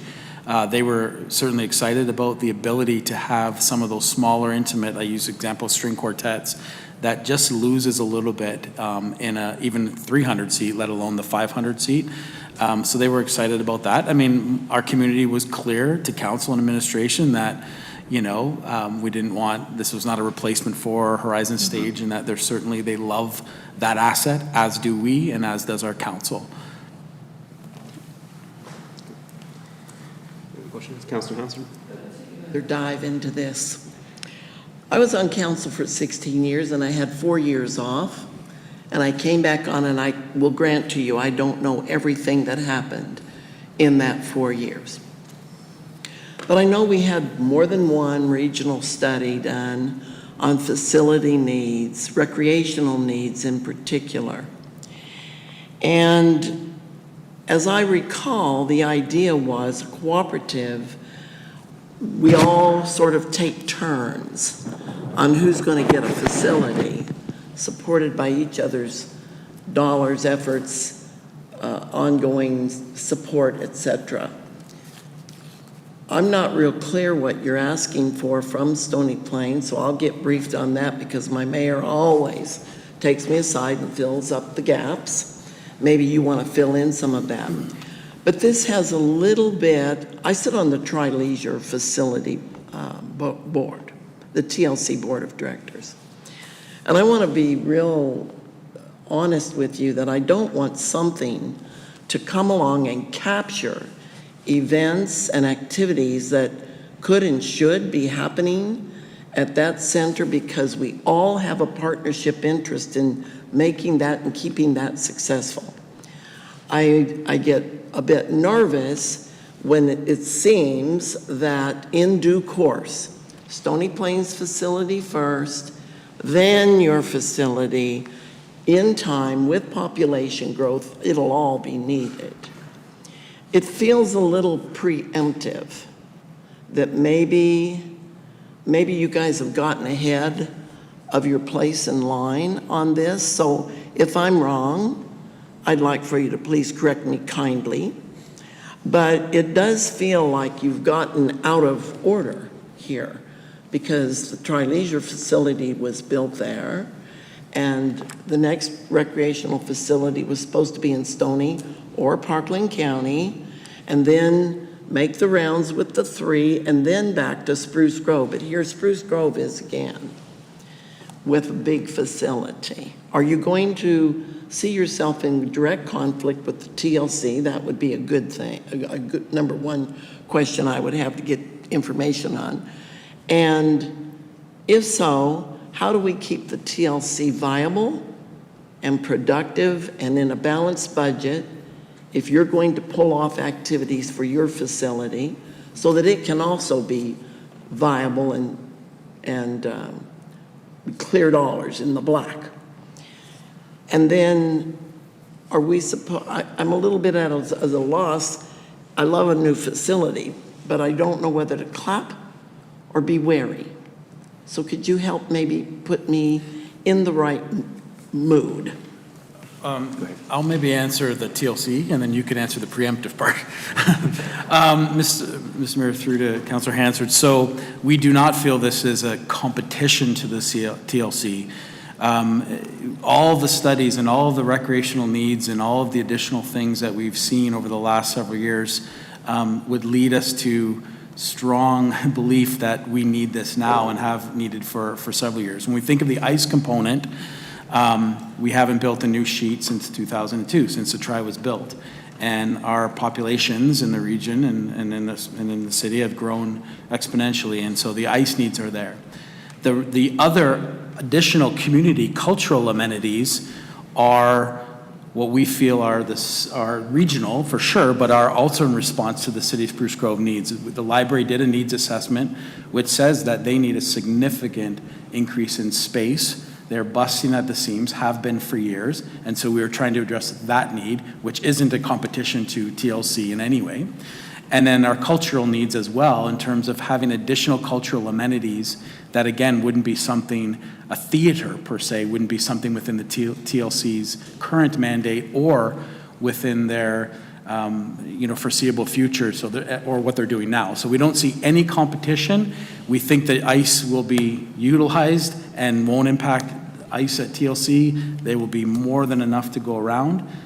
So that's in terms of, my answer to the TLC competition, and maybe I'll turn to Mr. Skrepnik on the preemptive part. I'll maybe provide some commentary too on the notion of, a specific order for projects throughout the region. And if I may, Your Worship, through those different reports, 09 and 17, and some other various reports over time, I know that one of them does indicate a facility in Stony Plain, which, as Council is aware, is being planned at this point in time. And again, I think the Spruce Grove project is at a few different iterations, but has been in the planning stages for a number of years. So I guess, Your Worship, just for clarity, I don't know that there was ever an understood order to, which project when and who goes where, or in order by municipality's name. So I think just to be clear, Your Worship, I think the general planning took place overall in a somewhat integrated way or in an integrated manner. And this is just the way and timing that they're coming forward. Spruce Grove, if I generally understand, is maybe about 6 months ahead of where we are in our planning process, maybe a bit more, maybe a bit less. But that's the general timing of the projects as they're coming into the council chambers for update, approvals, and so on and so forth, Your Worship. So. Okay. One other question, if I could, please. Go ahead. The floor space for hockey is only for ice, correct? It's not going to be multi-use as it is you can use that space for multiple different activities. Is this, these arenas that you're building are only going to be ice arenas, is that correct? Through you, Mr. Mayor, for the most part, that's correct. It isn't, we haven't built into our budget into the component. That's a true event center if we were going to have floor that we could lay down over top of the ice and those kinds of things. Certainly in the off season, we can do those kinds of events and use. And even during the season, we have factored in that we could do those things if we wanted to, and we would just build that into the actual project. We don't have the back of house to store it, et cetera, but we would, if there was an event that community wanted or we wanted to bring in that was on top of the ice, we could certainly look at bringing that in and just using a contracted company to help us with that. Okay, thank you. Councillor Laurie. Thank you, Your Worship, and thank you, gentlemen, for your presentation. A couple of quick questions first. Page 34 in regards to the project cost share revenue, showing $4.378 million. Can you explain who the partners are for that cost share? Yeah, through you, Your Worship, to Councillor Laurie. So that is a proxy for a contribution from Parkland County. So you may have seen that we made a public presentation to their council about a month ago, where we had come forward and asked for approximately $6 million, and that's a bit of a proxy for what we might expect. Thank you. Following up on that then as well, on page 33, there's the operational cost share revenue of $190,000 on an annual basis, I assume. Is that also Parkland County and only Parkland County? At this point, yes, that would be a proxy for what we might see from our rural partner. I think it's important, Your Worship, through Councillor Laurie, to know that we're still in flight. As you will know, that the tri-regional plan identified the need for the three municipalities to come together on the recreational cost sharing, and we are working quite hard at that at this point. So it's kind of like that concept of, building the plane while it's in the air. So, we're having those broader strategic discussions with the county and with the town, and they are a bit in flight. So, they're sort of proxies for what we might see. Thanks for that. And the reason that question kind of comes to mind is there's another major sports entertainment project in the city of Spruce Grove in the Metro Ballpark. And it's my understanding that is primarily privately funded, that it's not the city building that project, it's not the city funding that project. And what I don't see in the spectator arena portion of this is any funding from the Spruce Grove Saints. And I'm curious if you can speak to us a little bit about the partnership with the Spruce Grove Saints and why we don't see any capital contribution from the Spruce Grove Saints in this project. Yeah, through you, Your Worship, to Councillor Laurie, I think it was on the second or third slide where we made a note that any specific non-community use would be fully funded by those stakeholders. So not included in our budget, because our expectation is that the Saints would pay for 100% of any costs that would be attributed to them, for example, their dressing room. So no need to include in our budget, because we would be looking to them to construct that. Thank you. And following on that, in regards to a spectator arena, without the Spruce Grove Saints, what is the need for a spectator arena in the region? Mr. Mayor, through to Councillor Laurie. So, again, I think if, when you're looking at a large multi-use event center, you certainly want to consider major tenants. From a community perspective, again, building on the twin pad up, we do think there is benefit. When we think of things and you look at other facilities that don't have a major tenant in Alberta and in sort of the capital region area, there are a number. And they do things like, those are as Paul said, not the professional events, the concerts and things. We're talking about, like, we've outgrown, the city of Spruce Grove's outgrown the TLC for Remembrance Day, as an example. We have outgrown it probably for several years now. We know that several of our schools go away into Edmonton for graduations. When we think of aerials gymnastics and provincial cheer competitions, those things can't be held anywhere in our region, and a spectator arena would allow for those things. And again, they're not revenue drivers, they are community type events. And we think over the life of a 50-plus year facility, that with or without a major tenant, the major tenant doesn't change the operating model, because the ice would get used up by minor hockey in a second as well. So that doesn't change the operating. It's really in the capital component. Administration certainly would feel the value that, and again, in a 50-plus year facility, there'd be enough community level type events that a spectator could hold in our region that we wouldn't be able to if it was just a twin pad or just a basic ice facility.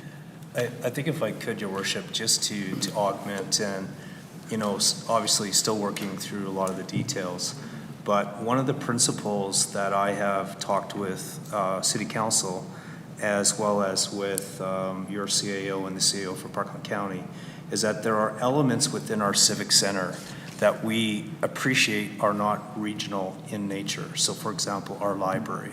So when we think about the capital cost of that and the operating costs, those are not part of those regional conversations, although part of our Civic Center investment. We've also looked at what I call the upcharge or the up cost, taking what would otherwise be a community rink and turning it into a spectator and backing out those capital costs, because we see, although there could be some regional benefit, the primary purpose for the city to invest in that is for the AJHL hockey, as well as some other, what would be maybe more community-driven events. Not to say that there wouldn't be the regional ability to book and utilize, but in terms of when we've been having our principle-based conversations around cost sharing, we've backed those out.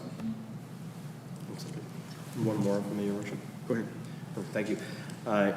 In the information that we received, it talks a lot as well about the complementary project of the Transit Park and Ride Center that's included.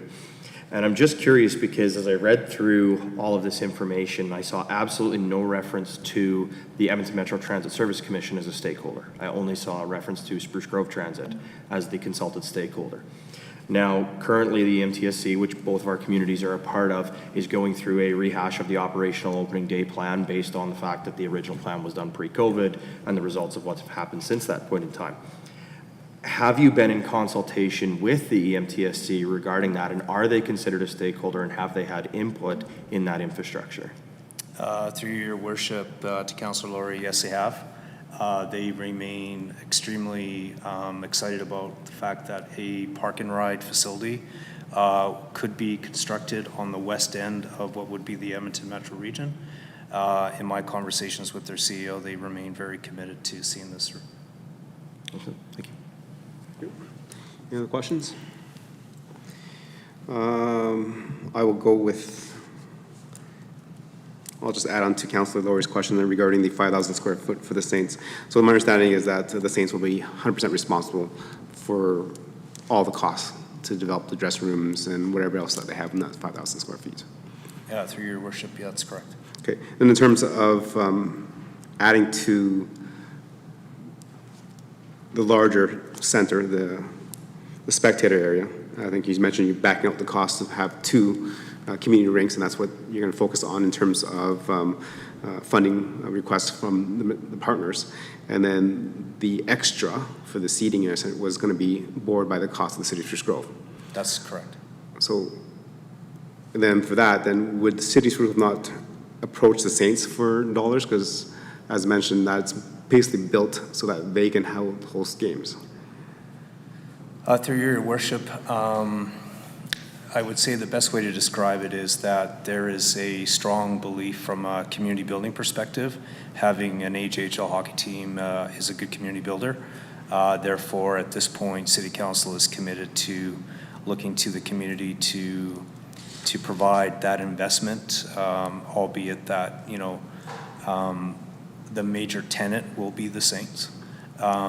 We also recognize that there'll be the ability to host other events, whether that be cheer competitions, whether that be Remembrance Day Remembrance Day events. So, we do see there being additional value in that investment, but at this point, City Council is committed to investing that at a community level. Okay, thank you. And then also on the pages there, I believe there was mentioned about land costs, part of the overall total cost. For some reason, I was under the understanding that Spruce Grove had already acquired those lands there. So I'm asking why the land cost is added to the total project cost. So through you, your worship, the land costs are in the total budget. The land assembly was done through a what I would call a joint partnership. So we acquired the raw land, and we're working with our joint venture partner to service those lands. So essentially what we are doing is paying for the cost of servicing, which includes, a collector road, et cetera. So that's sort of the way that transaction flows. Okay. Another question related to the Black Box Theater. I think it has some good optics there for us to use in our community, and definitely for the smaller events and stuff. But in terms of replacement of the Horizon Stage, we all know that the Parkland School Division has now asked for replacement school of the Spruce Grove Memorial Composite High School, which that Horizon Stage is attached to. When that does happen, needless to say, the Horizon Stage will most likely come down at the same time.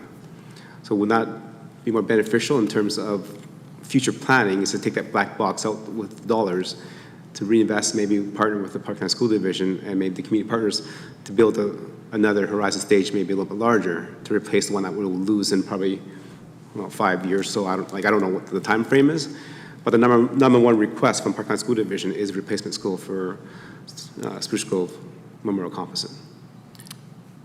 I can start. Through your worship, so certainly well aware of the request from Parkland School Division for a replacement school. The ultimate decision will be Alberta Infrastructures and the provincial government. We remain very committed to working extremely hard with government to recognize that if they do decide to turn that into a replacement school, that there needs to be an acknowledgement of that significant asset that exists, and would work extremely hard with government of the day to recognize that aspect. I think it's fair to say that there has been no formal decision by the provincial government on whether or not the request from Parkland School Division will be a true replacement or a modernization, and we are prepared for both outcomes. Okay. Thank you. And then also in this report, it's I appreciate it. It looks really well. I do not see much consideration for a phased approach. Any comment on that? Mr. Mayor, so phased approach in this particular facility for additional amenities. There is no more space. There is a small remnant portion, 1.3 acres roughly, that we could look at leveraging with some smaller amenities or even with private, but the space is, this will be this facility. There's no additional phases that would be considered at this location with this facility. I think, Your Worship, if I could just augment. So within our 10-year capital plan, we actually identified, the need to invest in cultural assets. And that was sort of projected out, you know, in kind of in the out years of our 10-year capital plan. What we were able to do was bring those cultural investments back in combination with the sort of the recreational components, and found a path forward on the financing and the funding. Okay. Thank you. Any other questions, comments, clarity? Okay. Definitely thank you for the presentation. I've had the opportunity to read the original 2006 Tri-Municipal Indoor Recreational Facility Study. I've also read the 2017 updated Tri-Regional Indoor Study that was led by Parkland County. And it does show that there is a need in our community for more cultural facilities, more recreational facilities in our province. Members Council has remembered the TLC was built in 2002 or 2003. So 20 years ago. You're looking at the population demographics since then, the population in the Tri-Region has more than doubled, and we have not built a single thing in our communities. Looking at both the original report and the updated report in terms of competition with the existing facility that we have, the TLC is at capacity, more or less, most times. So I don't see this project or the one that's considered by the Town of Stony Plain to be in contradiction or into competition with the TLC. I think members of council can remember, as we received our update a few months ago, our phase 1 does not have any of these amenities in it. Right? So we're not competing with the Six Groves project as well. And all through the report as well, each municipality has the opportunity to take aspects of that report and lead the charge. The city of Spruce Grove is leading the charge on ice. We will, if all things goes well, we will lead the charge on Fieldhouse gymnasium space. Sort of what Councilor Handler said, can we do that and not step on the toes of the TLC? I think talking to quite a few residents, we do have residents in our community that leave our community for recreational services outside the 3 municipalities because there just is not enough space. So definitely appreciate you guys taking the opportunity to come here and speak to us and updating us. I do support this project. I think it's good for our region as a whole. I wish you luck. But like I said, the last amenity that we built in our region was 20 years ago. I think it's about time that some other amenities get built in our region. Thank you. Thank you.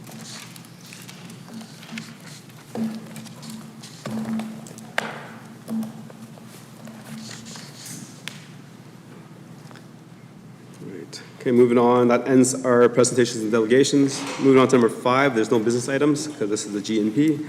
No information tonight. So moving straight on to council discussion. We will start with Councillor Laurie.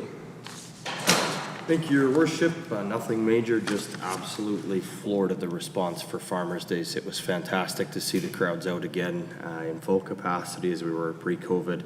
As you mentioned at the beginning of the meeting, even to the point of running out of sausages at the pancake breakfast and serving much longer than we traditionally would. So just a fantastic show of community, fantastic to see everybody out and about again, and looking forward to many more events this summer to see the same. Great, thank you, and definitely appreciate just getting back to some kind of normality. Councillor Loynes? Thank you, Your Worship. Just a couple things. I wanted to mention that today is D-Day, and just to remember what that stood for. I wanted to again thank the youth advisory group that came and talked to us today. Tomorrow is actually the World Caring Day, and what they are doing as an advisory group brings to light more of that, and we need to remember we are, like they mentioned, all the same. Our colors should not be the thing that defines us. As well as tomorrow between 7 p.m. and 9 p.m., our new Francophone school is having a mini open house, I'll call it, where the public can come and ask them any information they require. And that is all for me tonight. Okay. Thank you, Councillor Loynes. Councillor Anderson? Thank you, Mr. Mayor. I do have a couple of things, but I will try to make them as brief as I can. A little bit of commentary based on some feedback from members of our community over the last week related to a couple of incidents at the skate park. We know it's a popular amenity in our community. It's well utilized by children, youth, families, especially during the spring and summer months. But over the years, there's been reports of violence, underage drinking, substance abuse, and it's something that actually came up quite regularly, I know, for a few members of council during the election process. In fact, during that time, there was an event held on October 2nd related to a serious incident involving a number of youth, many of whom were local to our community. And I believe there were members of our current council that attended that Bullying Ends event with the biker group that was in attendance to raise some awareness around issues related to bullying. As one of our town outdoor rec spaces, I think we would all agree that it's important that it's safe to use and available for the enjoyment of all residents of Stony Plain, and I think it's an important service that we provide for our residents and visitors to our community. So considering some of those issues previously described, with the understanding that these are concerns that have been raised on an ongoing basis over a number of years, just curious what the town's approach is to ensure safety of our residents and visitors at that particular facility. Thanks for bringing that up. General Manager or Town Manager? Also have our General Manager speak to that for a bit. Your Worship, excuse me, through to Councillor Anderson and the rest of Council. So certainly we do have a community peace officer team that patrols our community, and they do foot patrols, bike patrols, and mobile patrols. There's problem spots in our community. They certainly pay more attention to those and would increase their patrol counts at that particular location.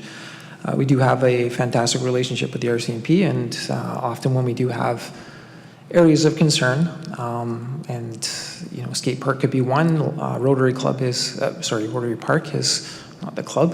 The park has been a site that we've had to pay some attention to at times also, and there are other areas of the community. Outdoor rinks in the wintertime have an ability for us to go around and police a little bit more, just because of the behavior and the actions that are happening at those particular locations. With respect to the skateboard park specifically, in 18, 19, and 20, so the years 18, 19, and 20, between the RCMP and our community peace officers, there were about 125 calls of service to to that location. So that's roughly an average of 41 calls per year. We did a SEPDEB, so that's a community prevention through environmental design. We did a study and review over at the park through our community peace officer group. And in October, or since October 2020, we've reduced that calls per service per year down to 29. So that's about a 70% reduction in calls per service to that location by only implementing the immediate term recommendations. So there's a few other recommendations that through our operational budgets and corporate process that we would bring forward and vet and look at. So certainly that's one way in which we endeavor to make the site safer. There were some things that were going on, and some of the things that were done, as an example, when trees are growing to the base of your grassed areas, activities can happen behind those trees, out of sight, out of mind. There were specific trees tagged for specific drop-offs of specific content. We eliminated the ability for those things to start to happen. We took some pictures. There happened to be a town truck actually over behind the trees doing some maintenance. You couldn't see it from the roadway because of the height of the tree. So now we've cut the height of the trees up. The park is very exposed. So some of the activity that was happening at the park has been eliminated through those simple improvements. So we're encouraged by that. We're not stopping at that, but certainly a 70% reduction in calls to service is encouraging for some of the simple fixes that we did at the park. Our CPOs do go to the park often on their shifts. They do buy treats, cold treats, warm treats, take them over there, and they They create some rapport with the people that are at the park. RCMP tend to do that on occasion also.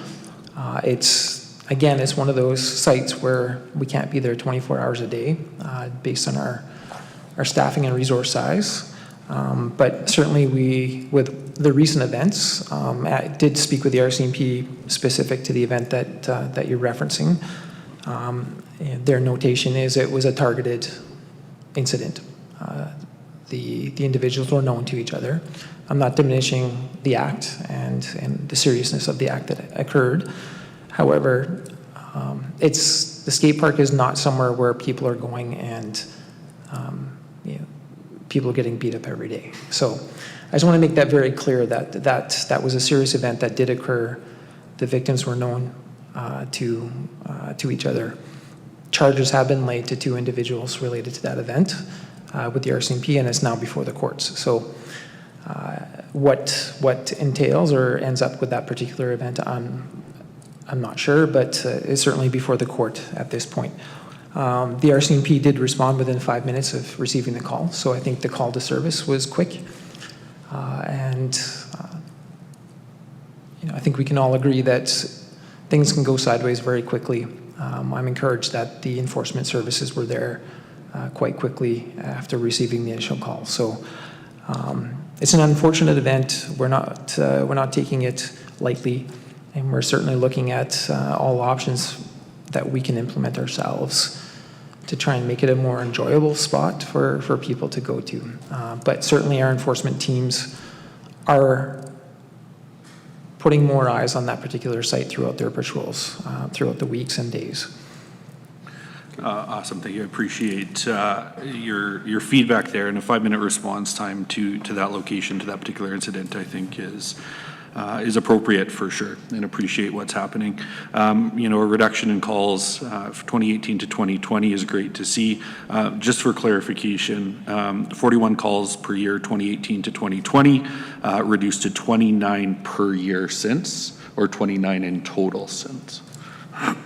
Since October 2020, we've reduced that to 29 total calls in the last couple of years. Okay, perfect, which is great, and hopefully with COVID, or the biggest part of COVID behind us, that we will see those reduced numbers. Second question related, excuse me.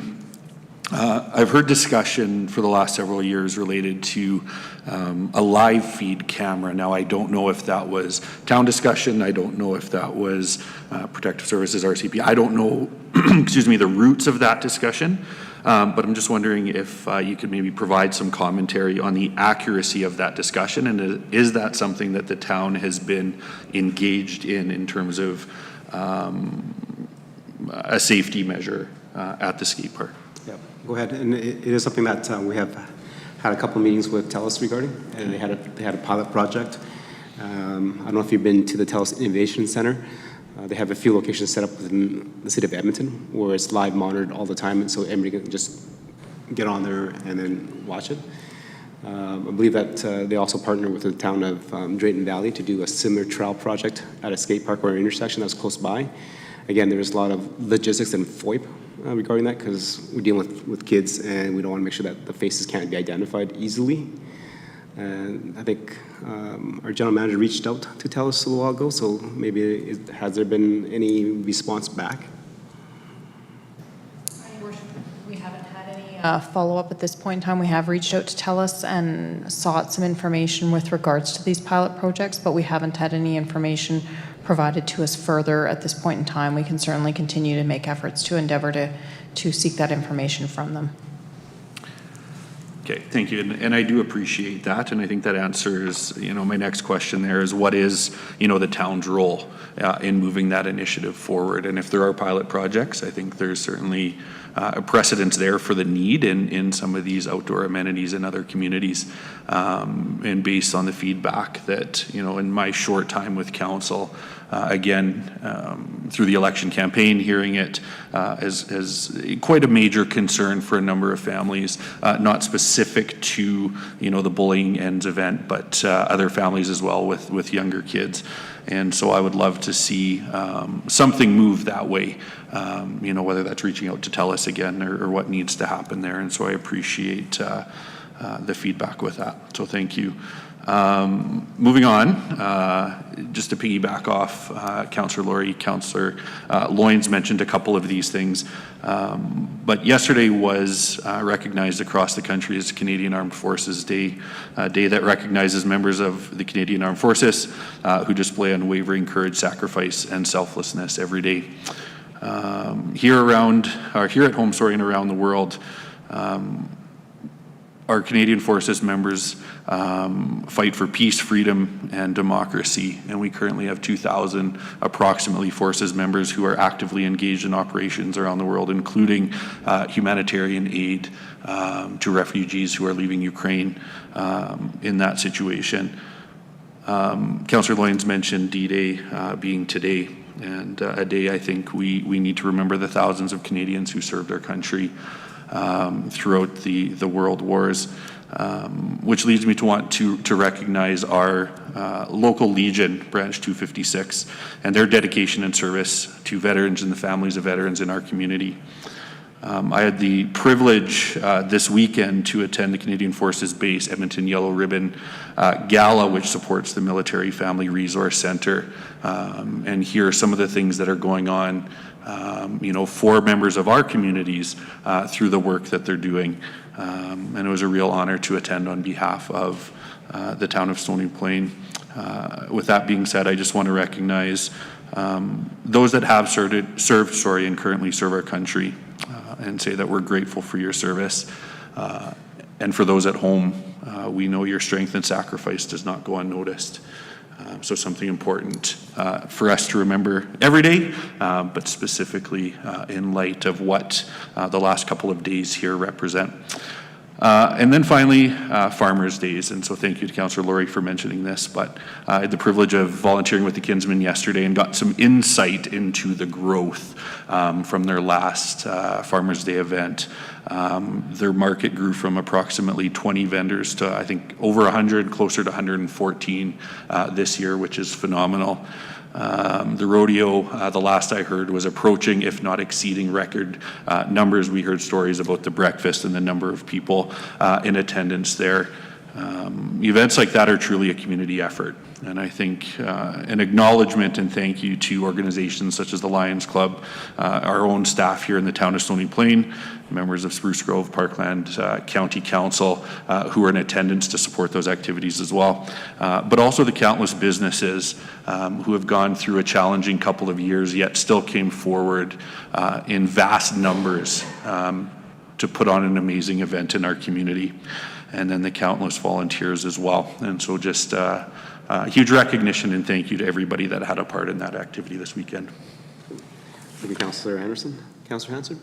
Thank you, Mr. Mayor. Well, when you're last, or almost last, to speak, you often are not the only one at the table with something, but given that I come from a family that has long served in the military, I did want to mention that we do have still among us some people who are approaching their 100th birthday or have already reached that goal and are surpassing it, who actually lived through the invasion in Normandy.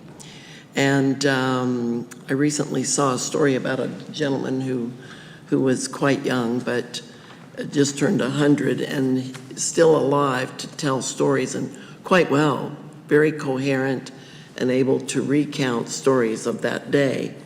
So not only did the people who die and were, pay a big price, but those who fought or were present and returned home and carried the wounds of those battles with them their whole lives also pay a price. And today there are some who still carry the wounds.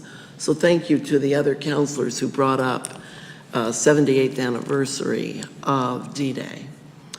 Without their sacrifices, we would not be sitting in a free country. So we have to always honor those who protect our freedom and go other places to defend freedom around the world.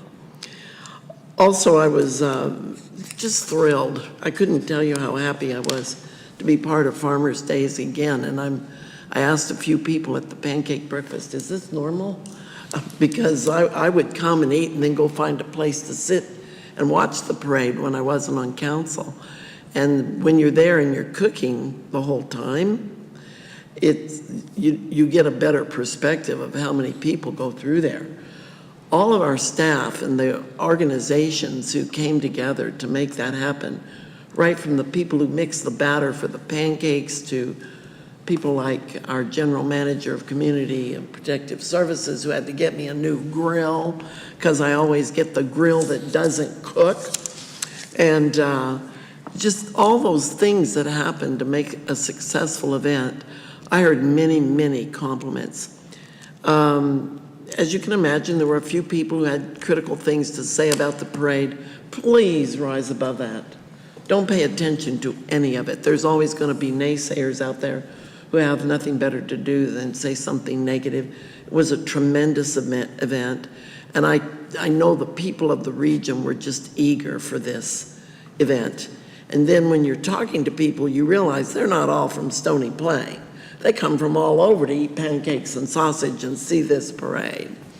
And it was just a wonderful event. So thank you to everybody who made everything happen for the parade, the Rotary Parade, and the Farmers' Days events overall. The Kinsman with the rodeo and beer gardens, I heard was very popular again. But it was just a wonderful thing. So thank you. And regarding the skateboard incident, not everything you hear and see in the news or on social media is exactly what happened in those events. So I very much appreciate that my colleagues on council did not dive into the fray on any of that, remained aloof. We have a mayor who reminds us don't get into all of that. And it's a good thing we're reminded not to, because it would be very easy to be pulled into things, and before you know it, it's a worse mess than what you're seeing play out in front of you. Some of us have some control over things with social media, and we exercise that control and eliminate those negative things that get said. So, thank you. Thank you for everything. Thank you, Councilor. Councilor Meyer? Yes, thank you. Well, getting to be the last one, the nice thing about being the last one is just about everything has already been covered. Yes. But I would just like to highlight the opportunity to attend FCM in Regina. Enlightening to see many of the same challenges that our community has are shared amongst people all across the country, and get to discuss some of those challenges and solutions with them was an opportunity I appreciate. So thank you. I guess I'd be thanking you for sending me. But it sounds like Farmers' Days was a roaring success, and not to, I'll take a page from Councillor Hansard here and not get on the negative end, but I did get a few feedbacks regarding busing. I can only imagine that is a direct result of that large turnout, so that's good and bad, but I imagine our administration is probably already working on plans to how to make that better for next year. But just to also discuss, some people did ask me about some of the traditional events, the grape stomping. I don't think that's been around for years, and the arm wrestling, and so I'd just like to ask staff if they have anything that they could share in regards to those older Farmers' Days events and likelihood of ever seeing them.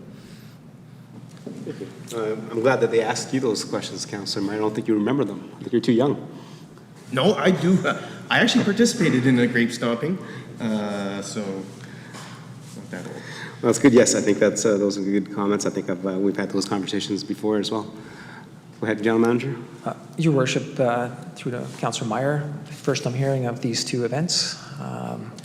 But certainly we do a post-event debrief, so it's certainly something that we can bring forward in those discussions. I think today, or this Farmers' Days, we had a family reach out and let us know that the father was, or the husband was 71 years old this year and was born on the first Farmers' Day. So I think we're nearing a 75th anniversary, perhaps, where some of these events might be noted to bring back as an anniversary opportunity for people.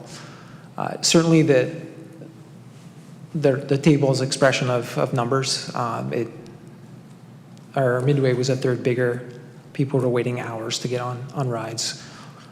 Definitely, the busing took a little longer. The logistics of trying to get around our parade certainly don't improve the situation on this Saturday. So we do have a few things to talk about and go through, but definitely the community was looking forward to this event. We definitely had a lot more people than we anticipated. From a sausage perspective, we usually order 1,500. We have way too many left over, so we scale it back down to 1,300, thinking we'll have a couple hundred left over.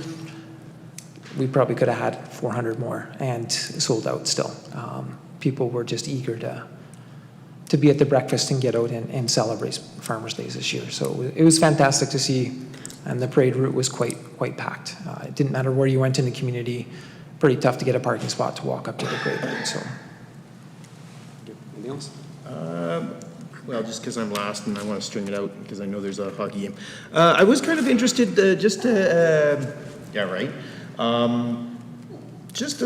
would just like to highlight from our first group there, one of the comments that they made, because it's a conversation that I've had a number of times in the last few days regarding tradition and spirituality, and I'd just like to highlight that they did mention that one of the participants there really relished the opportunity to connect with that, and so in that regard, I'd just like to keep that in the top of mind as we plan our events and to keep those traditions and an opportunity to appreciate spirituality, however that might be, whether it's an Indigenous elder saying a prayer or before an event, but that is certainly something that you can see even all cultures appreciate and relish the opportunity to participate in. Thank you, Councilor Meyer. Just again, on behalf of council and our residents, thank you to all the volunteers and our staff that participated and helped out with Farmers' Days. Without everyone participating, that would have never happened. We just heard stories about how busy the rodeo was, how busy the fairgrounds was, how busy breakfast was, and as well the kids' corral, definitely the parade. Many of the members of council along the parade route. There was 10 deep at some areas, and tons of kids and smiling faces. It was definitely an event that we needed in our community. Before I close off, a little while ago I asked the question regarding the signs on 779 that were slightly bumped during winter and they've been falling off and they haven't been stood up in terms of street signs. Does the administration have a follow-up on the timing from Alberta Transportation to get those done? Your Worship, I would have to follow up on that. I don't have any new information on that right now. Okay. I think the general manager did send an email that they will be notified. Yeah, Alberta Transportation will be notified, and that's probably close to 2 months now. So if we can get a follow-up, please. Good. And with that, thank you very much, ladies and gentlemen. I look forward to the next meeting with everyone, because it's always so brilliant. With that, we're adjourned.